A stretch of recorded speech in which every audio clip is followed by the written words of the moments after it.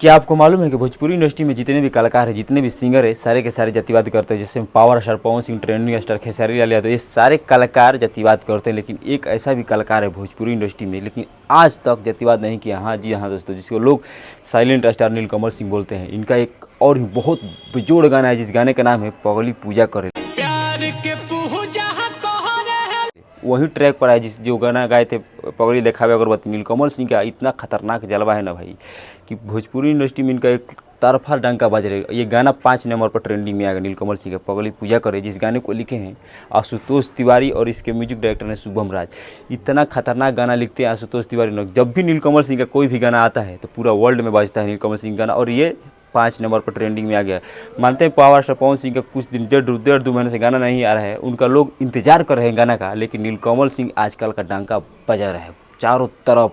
Silent star नीलकमल सिंह का गाना चारों तरफ बजा रहा है, जिसमें फीट डांसर है रक्षा गुप्ता। रक्षा गुप्ता भी पगली दिखावे अगरबत्ती जो गाना था नीलकमल सिंह का, जो कि सारे वर्ल्ड में बज रहा था, ये भी गाना में रक्षा गुप्ता काम की है और अपना आधा से एकदम दीवाना बना रही हैं।